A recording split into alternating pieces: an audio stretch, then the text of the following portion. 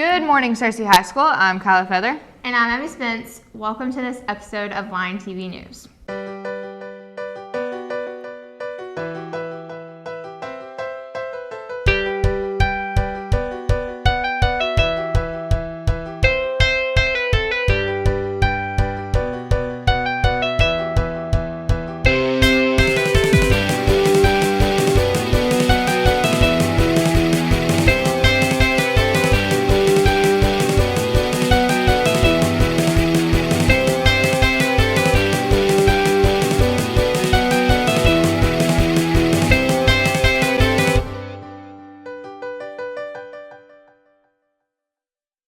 And we are back. We want to welcome all of our new members to the staff. Our new members are Emma Howard, Sarah Grimes, Dylan White, Neil Zerang, and Anna Schmidt.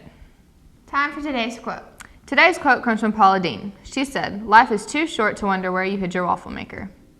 Speaking of food, here is Colton and Ryan to show us a few students who always run to lunch.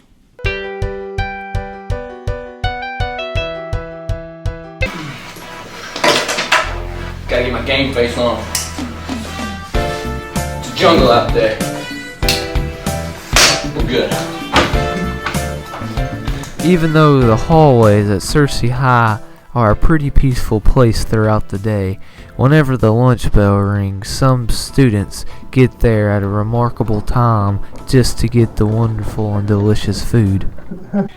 Oh, I'd give myself at least 12 seconds from algebra. When you sprint to lunch for the wonderful food we have in this cafeteria. While some people like to sprint to lunch, others take their time or even bring their sack lunch. A lot of my friends do, and they compete, but I'm just not very coordinated, and I'm afraid I'll trip. So I just stick to walking. I'll bring my sack lunch. The cafeteria ladies have to get up early to prepare for the stampede. Well, you get up here at 5:30 in the morning and you smile when you walk in the back door and you smile when they come to lunch. But some students can't fathom why people run to lunch. I really don't know, because nothing's going to change. It's still going to be there.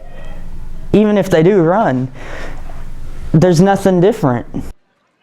But one student sprints to lunch for the Chicken McNuggets. Chicken McNuggets. Them Chicken McNuggets.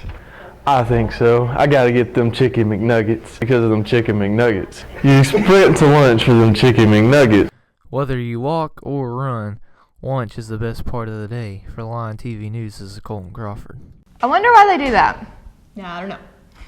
Here is Neil and Dylan to tell us a special way the softball is preparing for the season.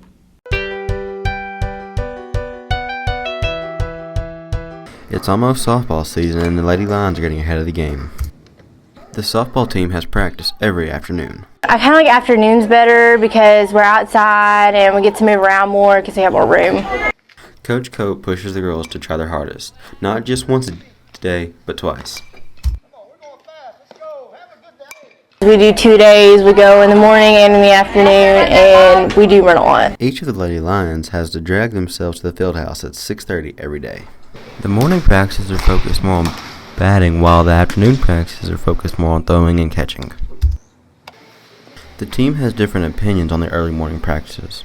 They kind of suck, but I know that, it's good for us because it makes us better. I like them, and I think they help us a whole lot to get better with our batting. Whatever the team thinks of the practices, they all want one thing. Well, I hope that we continue to get better and we can make it to state like we did last year. For Line TV News, I'm Dylan White. Good luck this year, girls. The yearbook staff has been working really hard all year, but what some of you may not know is that they have one huge obstacle to overcome. Here's Bradley and Sarah to tell us what that is.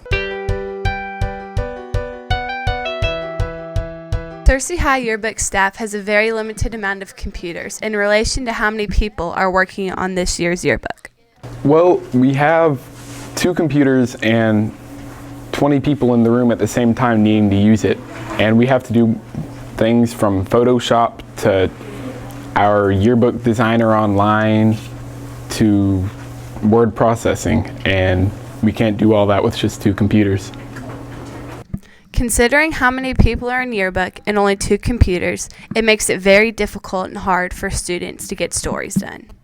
Like 5 different groups, like clubs, academics, student life, and we all have stories to do, and we have 2 working computers. They have other computers, but they don't do much to help. They rarely work. We have 2 that work right, one that kind of works and it's slow, and the others just kind of work on a good day. Occasionally there will be one of the small ones that'll work, or 2. But they depend on their computers to make a good majority of the yearbook. Having just 2 computers slows down the progress but extends the workload. Well, some of the work, can be done without using a computer. We can, you still have to interview people. That's all done, just by going out and finding those people. Sometimes it's hard for the kids to actually get together, so they write down questions and get those questions to the people that they belong to. This ongoing problem is a big frustration for most of the students. Patrick McKenzie expresses how it makes him feel. it makes me feel mad when I come in and I have a lot of work to do and all the computers are already taken up and there's not any room for me to do what I have to do. When you pick up your yearbook, try to think of all the hard work that the yearbook staff did. For Lion TV News, this is Sarah Grimes. For not having many computers, they do a great job. Well, that's all that we have time for this episode. I'm Abby Spence. And I'm Calvin. Have a great day, Sexy High. Angry Bradley. Can you hear my stomach growl? You can't? I don't know, it's pretty loud. It is pretty It might loud. get picked up on the microphone. I can't see.